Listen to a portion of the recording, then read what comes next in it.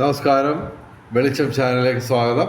2025 November 25, 26 തീയതികളിലെ ദിനഫലങ്ങൾ, രാശിഫലങ്ങളാണ് ഇതിൽ പറയുന്നത്. 12 രാശിക്കാരെക്കുറിച്ചും പറയുന്നുണ്ട്. ഒരു ദിവസം മിനിമം നമ്മൾ അറിഞ്ഞിരിക്കേണ്ട ജ്യോതിഷ വിവരങ്ങൾ ഏറ്റവും ചുരുക്കി അവതരിപ്പിക്കാനാണ് ഞാൻ ശ്രമിക്കുന്നത്. ഇതിൻ്റെ കറക്റ്റ് ടൈമിംഗ് പറയുകയാണെങ്കിൽ 2025 നവംബർ 25 വെളുപ്പിന് 4:26 AM മുതൽ നവംബർ 27 ഉച്ചയ്ക്ക് 2:07 PM വരെയാണ് ഈ ഫലങ്ങൾ അനുഭവവേദ്യമാകുന്നത്. പിന്നെ ജ്യോതിഷം പറയുന്നതിന് ദക്ഷിണ കൊടുക്കുന്ന ഒരു ആചാരമുണ്ട്. പണമായിട്ട് ഞങ്ങൾ ചോദിക്കുന്നില്ല, പകരം ഞങ്ങളുടെ ചാനൽ ദയവായി സബ്സ്ക്രൈബ് ചെയ്യുക. നേരത്തെ സബ്സ്ക്രൈബ് ചെയ്തവർ ലൈക്ക് ചെയ്യുക, ഷെയർ ചെയ്യുക, കമൻറ്റ് ചെയ്യുക. അതുപോലെ ഇപ്പോൾ പുതിയ ഒരു പരിപാടി യൂട്യൂബ് തുടങ്ങിയിട്ട് ഹൈപ്പ് എന്ന് പറഞ്ഞൊരു പരിപാടി, അതും ചെയ്യാൻ ശ്രമിക്കുക. അതുപോലെ തന്നെ ഈ ജ്യോതിഷപരമായ നിങ്ങളുടെ സംശയങ്ങൾക്ക് ഞാൻ വാട്സാപ്പിൽ നിങ്ങൾ ബന്ധപ്പെടുകയാണെങ്കിൽ ഞാൻ മറുപടി പറയുന്നതാണ്. കഴിവതും ഫോൺ വിളിക്കരുത്, പകരം വാട്സാപ്പിൽ മെസ്സേജ് അയയ്ക്കുക. എൻ്റെ വാട്സാപ്പ് നമ്പർ 9847291363. അപ്പോൾ ഇവിടെ ഒരു പ്രത്യേക രാശിക്ക് കുറേ വർഷങ്ങളായിട്ട് ഗുണാധിക്യം നിലനിൽക്കുന്ന ഒരു രാശിക്ക് ഈ ദിവസങ്ങളിൽ ഗുണദോഷ സമ്മിശ്രമായിട്ട് ഭാഗ്യം കുറയുന്നുണ്ട്. അതും ഇതിനിടയിൽ പറയാം. ആദ്യം ഗുണദോഷ സമ്മിശ്രമായിട്ട് നിൽക്കുന്ന രാശിക്കാരുടെ കാര്യം പറയാം.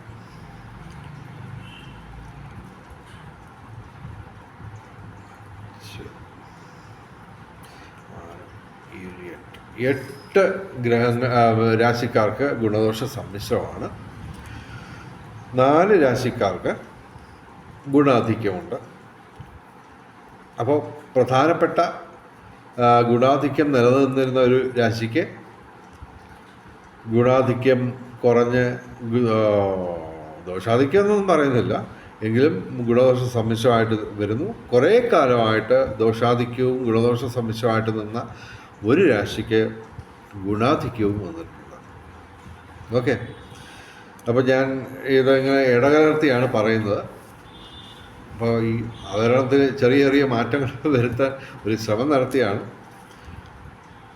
ആദ്യം നമുക്ക് കർക്കിടകം രാശിയുടെ കാര്യം നോക്കാം. കർക്കിടകം രാശി എന്ന് പറയുമ്പോൾ പുണർദം അവസാന പാദം പൂയായില്യം. കർക്കിടകം രാശിക്ക് ഗുണദോഷ സമ്മിശ്രമാണ്. അവരുടെ പ്രതികൂലമായിട്ടുള്ള, അതായത് ഡയറക്റ്റായിട്ട് പ്രതികൂലമായിട്ടുള്ള ഗ്രഹങ്ങളുടെ എണ്ണം കുറഞ്ഞ് നിൽക്കുകയാണ് കുറേ കാലമായിട്ട്. വ്യാഴവും സർപ്പവും മാത്രമാണ് ഇവർക്ക് ഡയറക്റ്റായിട്ട് പ്രതികൂലമായിട്ട് നിൽക്കുന്നത്. ഏകദേശം 4 ഗ്രഹങ്ങൾ ഗുണദോഷ സമ്മിശ്രമായിട്ട് നിൽക്കുന്നു. ഇവർ വ്യാഴാഴ്ച മഹാവിഷ്ണു ക്ഷേത്രത്തിൽ വഴിപാട് നടത്തുക.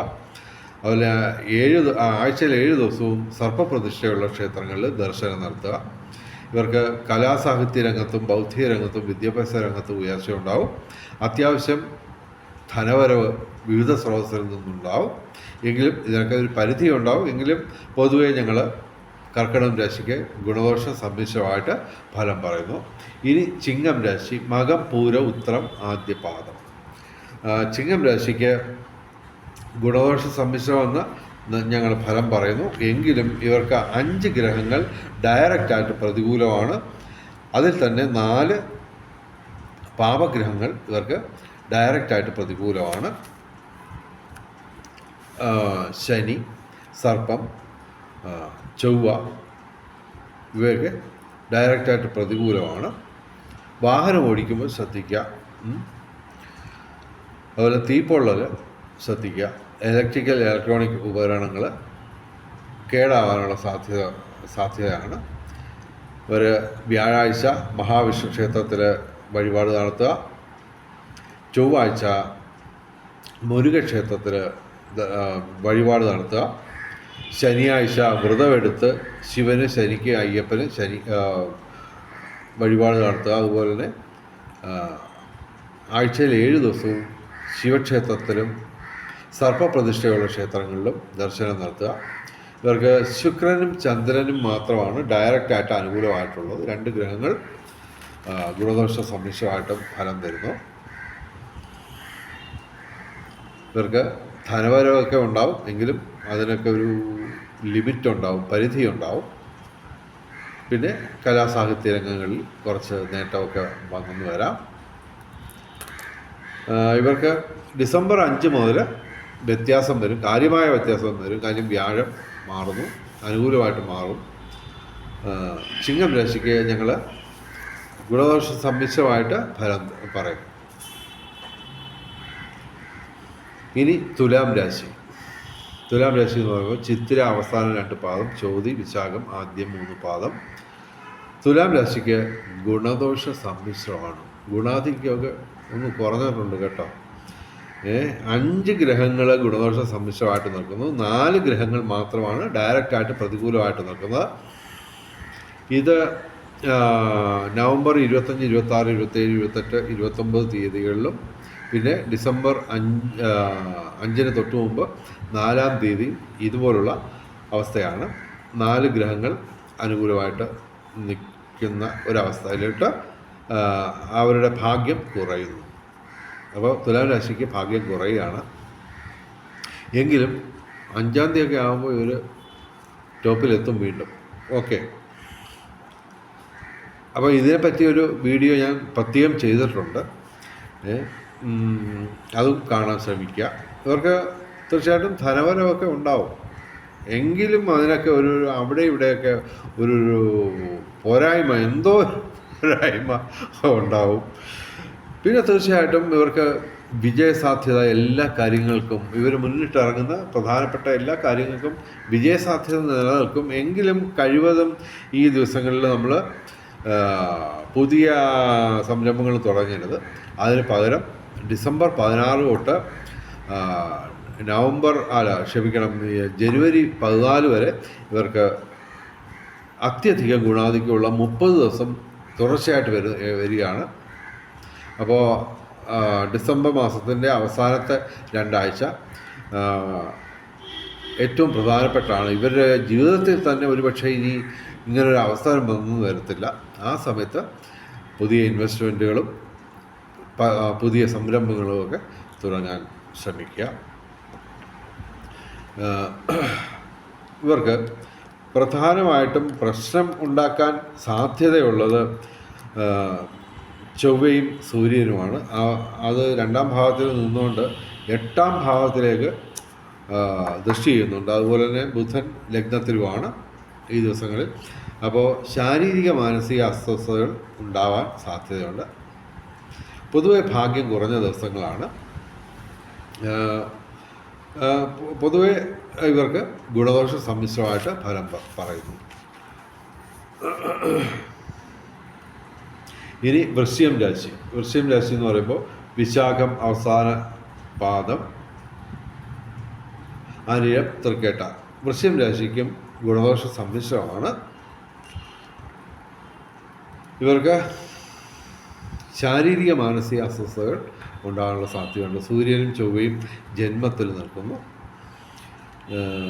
കൂടാതെ ജീവിത പങ്കാളിയുമായിട്ട് എന്തെങ്കിലുമൊക്കെ പ്രശ്നം ഉണ്ടാവുകയോ അല്ലെങ്കിൽ ജീവിത പങ്കാളിക്ക് ചെറിയ ശാരീരിക അസ്വസ്ഥതകളൊക്കെ ഉണ്ടാകാൻ സാധ്യതയുണ്ട്. അതുപോലെ തന്നെ 12-ാം ഭാവത്തിൽ ബുധൻ നിൽക്കുന്നു. അപ്പോൾ ഇവർ കഴിവതും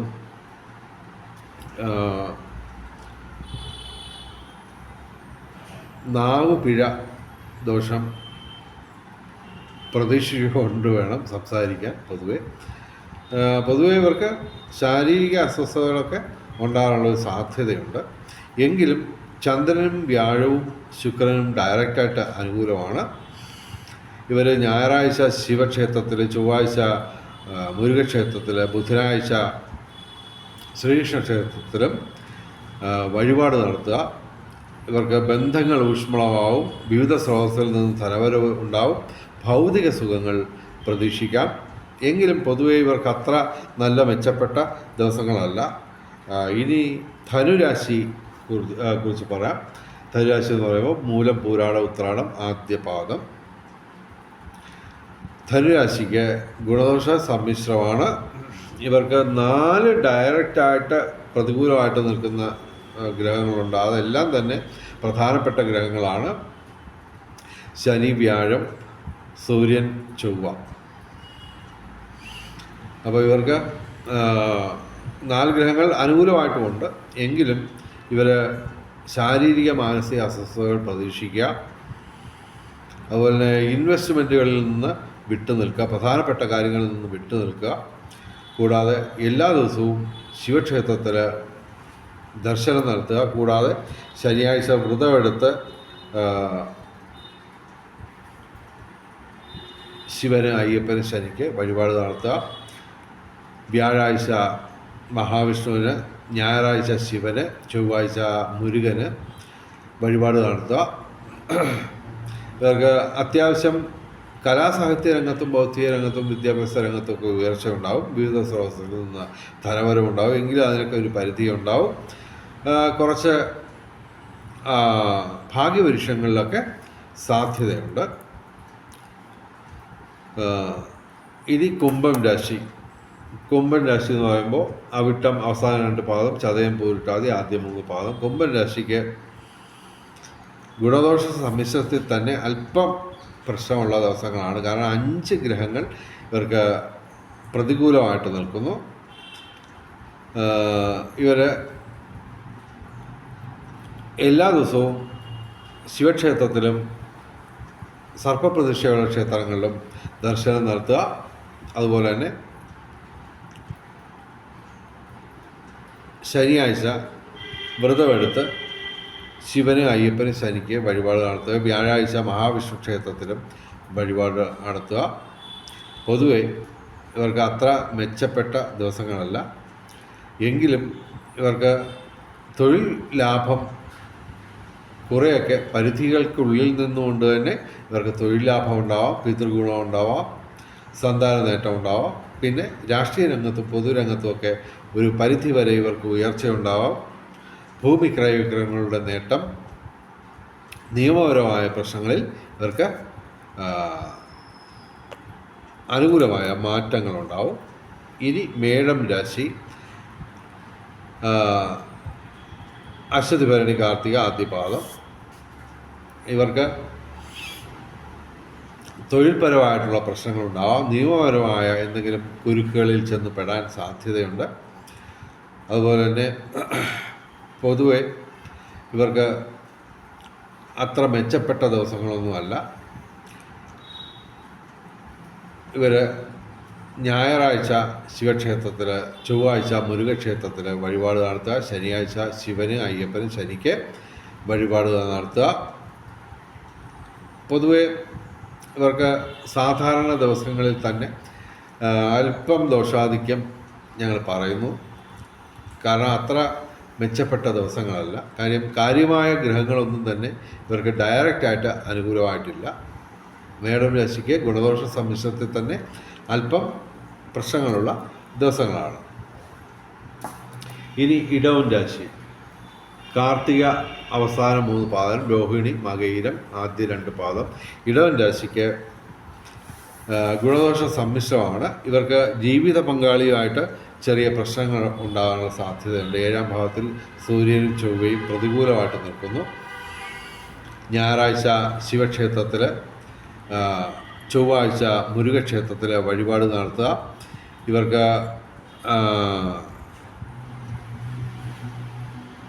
ബൗദ്ധിക മേഖലയിൽ നേട്ടം ഉണ്ടാകാനുള്ള സാധ്യത ചെറുതായിട്ടുണ്ട്. അതുപോലെ തന്നെ ഇവർ ഇടപെടുന്ന മിക്കവാറും എല്ലാ രംഗങ്ങളിലും വിജയസാധ്യത ഉണ്ട്. പക്ഷേ അതിനൊക്കെ ഒരു പരിധി ഉണ്ടാവും. ഇടവൻ രാശിക്ക് ഗുണദോഷ സമ്മിശ്രമായിട്ട് ഞങ്ങൾ ഫലം പറയുന്നു. ഇനി മീനം രാശി. മീനം രാശി എന്ന് പറയുമ്പോൾ പൂരുരുട്ടാതി അവസാന പാദം, ഉത്രട്ടാതി, രേവതി. ഇവർക്ക് കുറേ കാലമായിട്ട് നേട്ടങ്ങളില്ലാത്ത ദിവസങ്ങളായിരുന്നു. പക്ഷേ അത് നേട്ടങ്ങൾ വന്നു തുടങ്ങുന്ന ഒരു ലക്ഷണമാണ് നമ്മൾ ഇവിടെ കാണുന്നത്. 5 ഗ്രഹങ്ങൾ ഇവർക്ക് ഡയറക്റ്റായിട്ട് അനുകൂലമായിട്ട് നിൽക്കുന്നു. അത്യാവശ്യം ബന്ധങ്ങൾ ഊഷ്മളമാവും, പുതിയ സുഹൃത്തുക്കളെ കിട്ടും. അത്യാവശ്യം ഗുണാധിക്യമുള്ള ദിവസങ്ങളാണ് മീനം രാശിക്ക്. ബൗദ്ധിക രംഗത്തും വിദ്യാഭ്യാസ രംഗത്തും ഉയർച്ച ഉണ്ടാവും. വിവിധ സ്രോതസ്സിൽ നിന്നും ധനവരവുണ്ടാവും. ഭൗതിക സുഖങ്ങൾ. പിന്നെ ഇവർക്ക് പ്രണയ ജീവിതത്തിൽ അനുകൂലമായിട്ടുള്ള മാറ്റം ഉണ്ടാവും. മീനം രാശിക്ക് ഗുണാധിക്യമാണ് ഞങ്ങൾ പറയുന്ന ഫലം. ഇനി മിഥുനം രാശി. മിഥുനം രാശി എന്ന് പറയുമ്പോൾ മകയിരം അവസാനം 2 പാദം, തിരുവാതിര, പുണർദം ആദ്യം 3 പാദം. മിഥുനം രാശിക്ക് അത്യധികം ഗുണാധിക്യമുള്ള ദിവസങ്ങളാണ്. എങ്കിലും ഡയറക്റ്റായിട്ട് ചന്ദ്രനും ഇവിടെ പ്രതികൂലമാണ്. ഇവർ ഇൻവെസ്റ്റ്മെൻറ്റുകൾ മറ്റ് ദിവസങ്ങളിലൊക്കെ വെക്കുന്നതാണ് നല്ലത്. പൊതുവെ ശനിയാഴ്ച ഇവർ ശിവന്, അയ്യപ്പന്, ശനിക്ക് വഴിപാട് നടത്തുക. തിങ്കളാഴ്ച ശിവക്ഷേത്രത്തിൽ വഴിപാട് നടത്തുക. ഇവർക്ക് നേട്ടങ്ങൾ ഉണ്ട്, പക്ഷേ നേട്ടങ്ങൾ കുറഞ്ഞുകൊണ്ടിരിക്കുന്ന ഒരു അവസ്ഥയാണ് ഞങ്ങൾ കാണുന്നത്. അപ്പോൾ കഴിവതും ഡിസംബർ 5-ന് മുമ്പായിട്ട് ഇവർ പ്രധാനപ്പെട്ട കാര്യങ്ങളൊക്കെ ചെയ്തു തീർക്കാൻ ശ്രമിക്കുക. ഇവർക്ക് ഭാഗ്യപരീക്ഷണങ്ങളിൽ സാധ്യതയുണ്ട്. ബന്ധങ്ങൾ ഊഷ്മളമാവും, പുതിയ സുഹൃത്തുക്കളെ കിട്ടും, തൊഴിൽപരമായിട്ട് നേട്ടമുണ്ട്, ഭൗതിക സുഖങ്ങൾ, അതുപോലെ തൊഴിൽ ലാഭം, പിതൃഗുണം, സന്താന നേട്ടം, രാഷ്ട്രീയ രംഗത്തും പൊതുരംഗത്തും ഉയർച്ചയുണ്ടാവും, ഭൂമിക്രയ വിഗ്രഹങ്ങളുടെ നേട്ടമുണ്ടാവും. മിഥുനം രാശിക്ക് അത്യധികം ഗുണാധിക്യമുള്ള ദിവസങ്ങളാണ്. ഇനി മകരം രാശി. ഉത്രാടം അവസാനം 3 പാദം, തിരുവോണം, അവിട്ടം ആദ്യ 2 പാദം. മകരം രാശിക്ക് അത്യധികം ഗുണാധിക്യമുള്ള ദിവസങ്ങളാണ്. കാര്യമായ ഗ്രഹങ്ങളൊന്നും ഇവർക്ക് ഡയറക്റ്റായിട്ട് പ്രതികൂലമായിട്ടില്ല. അതുമാത്രമല്ല, ഇവർക്ക് ശനിയും വ്യാഴവും ഒക്കെ അനുകൂലമാണ് ഇപ്പോൾ. പക്ഷേ ഡിസംബർ 5-ന് വ്യാഴം പ്രതികൂലമായിട്ട് മാറും. അതുകൊണ്ട് ഡിസംബർ 5-ന് മുമ്പ് പ്രധാനപ്പെട്ട കാര്യങ്ങളൊക്കെ ചെയ്തു തീർക്കാൻ ശ്രമിക്കുക. ഇവർ ഏർപ്പെടുന്ന ഏതൊരു കാര്യത്തിനും ഒരു വിജയ സാധ്യതയുണ്ട്. വാഹന ലാഭം, തീർത്ഥയാത്രകൾക്കും ഉല്ലാസയാത്രകൾക്കും സാധ്യതയുണ്ട്. പിതൃഗുണം, സന്താന നേട്ടം, അതുപോലെ തന്നെ ഭൂമി ക്രയവിക്രയങ്ങളുടെ നേട്ടം, അതുപോലെ തന്നെ പിതൃസ്വത്ത് ലഭിക്കാനുള്ള സാധ്യതയുണ്ട്. ദൈവാധീനമുള്ള സമയമാണ്. ഇവർക്ക് കേസരി യോഗം രൂപീകരിക്കപ്പെട്ട് നിൽക്കുന്ന ഒരു അനുകൂലമായിട്ടുള്ള സമയമാണ്. ദാമ്പത്യ ജീവിതത്തിൽ നേട്ടങ്ങളുണ്ടാവും. വിവാഹം കാത്തു നിൽക്കുന്ന യുവതി യുവാക്കൾക്ക് നേട്ടമുണ്ടാകുന്ന ദിവസങ്ങളാണ്. മകരം രാശിക്ക് പൊതുവെ അത്യധികം ഗുണാധിക്യമുള്ള ദിവസങ്ങളാണ്. ഇനി കന്നി രാശി മാത്രമാണ് ബാലൻസ് ഉള്ളത്. കന്നി രാശിക്കാണ് ഈ ദിവസങ്ങളിൽ ഏറ്റവും കൂടുതൽ നേട്ടമുള്ളത്. 7 ഗ്രഹങ്ങൾ ഡയറക്റ്റായിട്ട് അനുകൂലമായിട്ട് നിൽക്കുന്നു.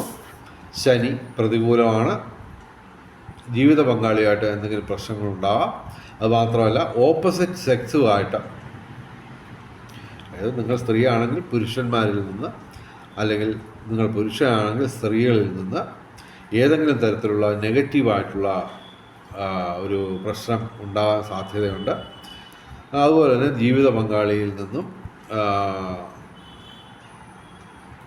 ഉചിതമല്ലാത്ത ഒരു പെരുമാറ്റം ഉണ്ടായെന്ന് വരാം.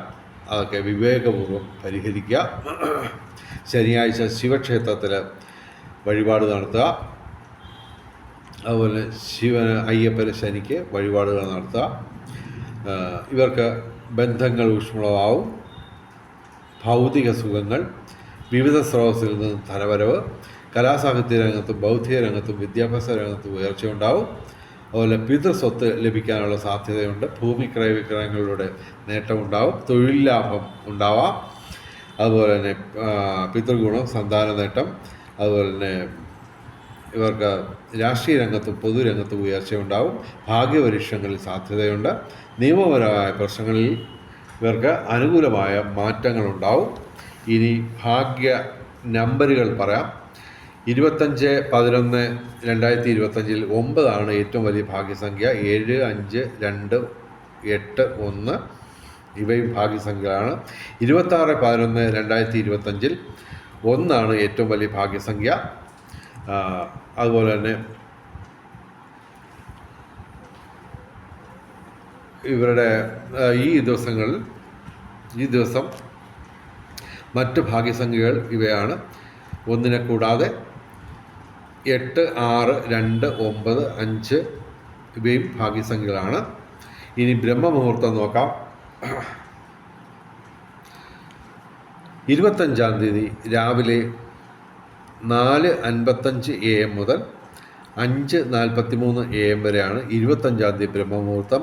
26-ാം തീയതി മാറ്റമുണ്ട്. രാവിലെ 4:56 AM മുതൽ രാവിലെ 5:44 AM വരെയാണ് 26-ാം തീയതി ബ്രഹ്മമുഹൂർത്തം.